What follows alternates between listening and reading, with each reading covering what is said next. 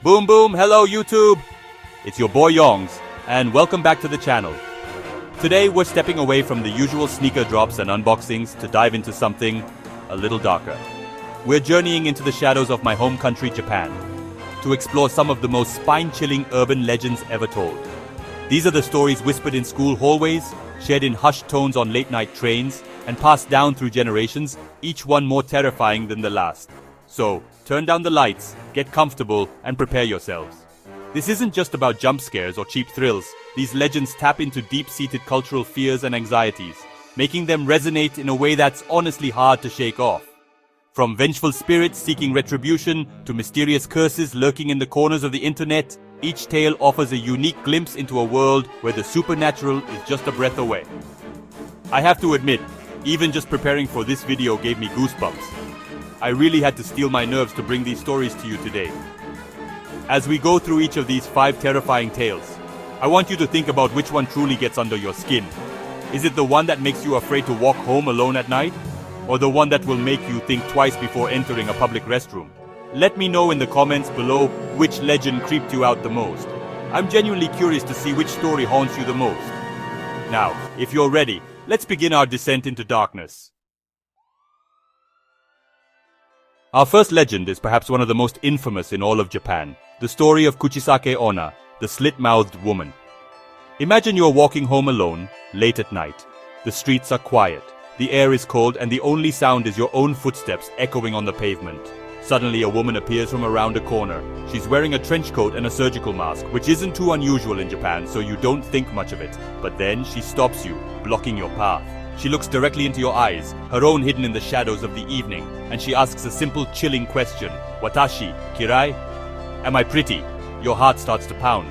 This is the moment where your fate is sealed. If you say no, she will pull out a giant pair of scissors and kill you instantly. A brutal swift end. So the obvious answer is yes, right? You try to be polite, hoping to get away quickly. You tell her, yes, you are pretty. But your answer gives her no comfort. Instead, a slow, horrifying smile spreads across her face as she pulls down her mask. Underneath, her mouth is slit from ear to ear, a grotesque, bloody grin. She then asks you again, her voice now a guttural rasp. Core demo? How about now? If you scream, show fear, or change your answer to no, she will use her massive scissors to cut you in half. If you manage to keep your composure and answer yes again, she will take her scissors and slit your mouth to look just like hers so you can share her beauty.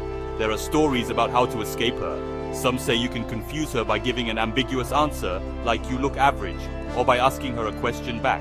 Others say throwing hard candy or money at her feet will distract her, giving you a precious few seconds to run for your life. But who, in that moment of pure terror, would have the presence of mind to do that? She is said to be unnaturally fast, so running is almost always a futile effort. She will always catch up. This legend became so widespread and caused such a panic in the 1970s that schools had to send children home in groups, escorted by teachers. Next, we have a story that preys on the fear of being chased, the story of Teketek. The name itself is an onomatopoeia, representing the sound this spirit makes as it moves. The legend begins with a young schoolgirl, a victim of a terrible accident. Some versions say she fell, others say she was pushed onto a railway line. An oncoming train sliced her body in half, but her rage and desire for vengeance was so powerful that her spirit lingered on.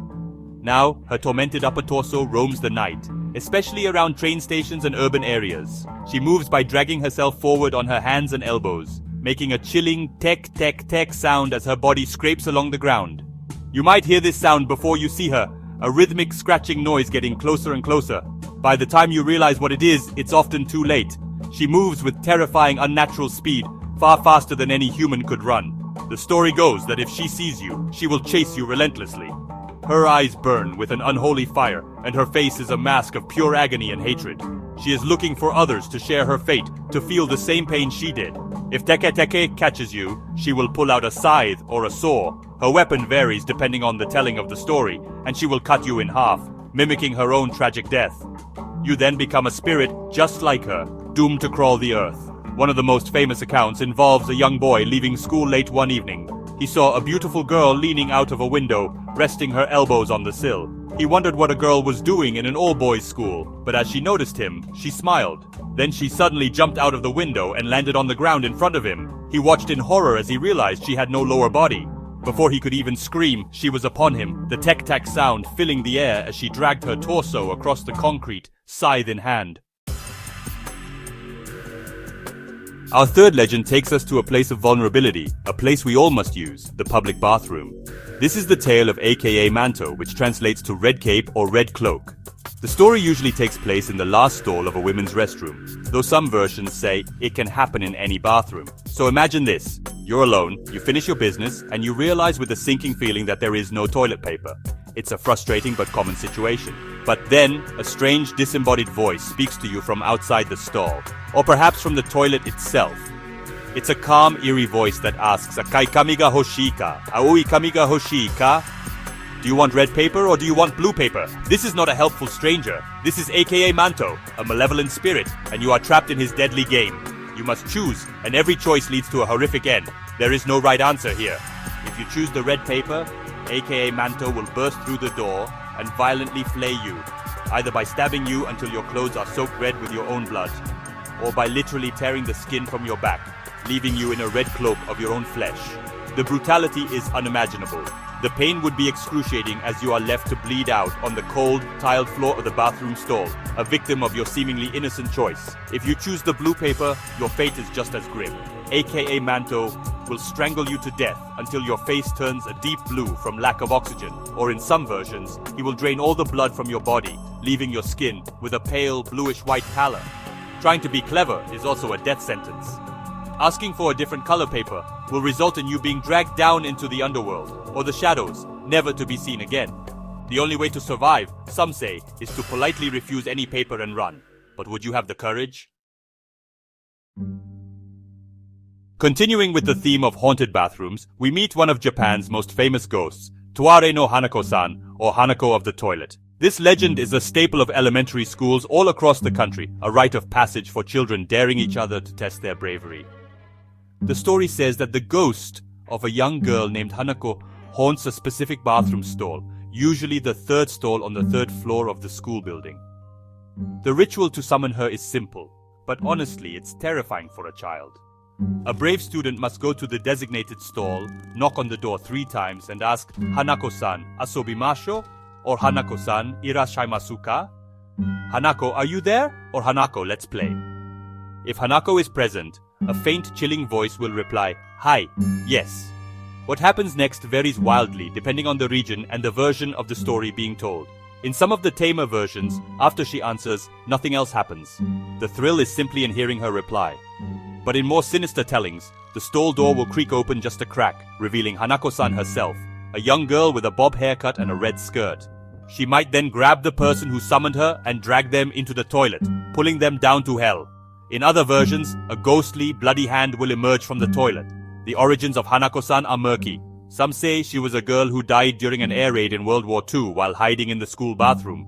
Others claim she was a student who took her own life in that very stall due to relentless bullying or was murdered by a parent or a stranger. Regardless of her tragic backstory, her presence has become a permanent fixture in the landscape of Japanese school life, a ghostly classmate that no one ever wants to meet. Our final legend brings us into the modern age, a story born from the early days of the internet. This is the tale of the Red Room Curse, a legend that suggests some pop-up ads are more than just an annoyance. They can be a death sentence. The story is simple. A person is sitting alone at their computer, browsing the web. Suddenly, a small pop-up window appears on their screen. It's black text on a red background, and it asks a simple, unsettling question. Anata wa suki desu ka? Do you like? Even if you close the pop-up, it immediately reappears. You can't get rid of it. You close it again and again, but it keeps coming back, relentless.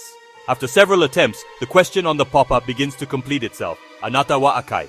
Suki desu ka? Do you like red? Finally, the full question is revealed. Anata wa akai hiya ga suki desu ka? Do you like the red room? At the same time, a childlike voice from your computer's speakers eerily repeats the question.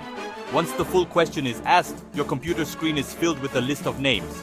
The user might recognize some of them as victims from a previous incident related to the curse. And then at the very bottom of the list, they will see their own friend's name, or even their own.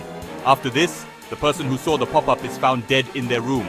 The cause of death is always suicide, and the walls of their room are painted red with their own blood. The legend gained massive popularity through an eerie flash animation that simulated the experience for the viewer. It's a terrifying thought, that a simple click, a simple moment of browsing the internet, could lead to such a gruesome end. It plays on our modern fears of the unknown dangers lurking online, the viruses and malware that can infect our computers. But in this case, the virus infects your very soul, leading you to create your very own red room. And there you have it, 5 of the most bone-chilling urban legends from Japan. From the terrifying grin of the Kuchisake Onna to the inescapable curse of the Red Room, these stories have a way of sticking with you, don't they? They make the shadows seem a little longer, the quiet rooms a little louder, and the walk home a little more nerve-wracking. I know I'll be thinking twice before using a public bathroom alone for a while. Which one got to you the most? Let me know in the comments. So tonight, when you're tucked into bed and you hear a strange scratching sound or the faint whisper of a question on the wind, try to tell yourself it's just your imagination. And maybe, just maybe, you should take a quick peek under your bed before you turn out the lights. You never know who or what might be waiting there for you. These tales remind us that fear is a universal language, and sometimes the scariest monsters are the ones we create in our own minds. Thank you so much for joining me on this terrifying journey into the dark side of Japanese folklore. If you enjoyed getting scared with me, please smash that like button and most importantly, subscribe to the channel for more content. Don't worry, we'll be back to sneakers soon, but I have more chilling stories to share if you're brave enough to hear them. Stay safe, stay spooky, and I'll see you in the next video. Jongs, out!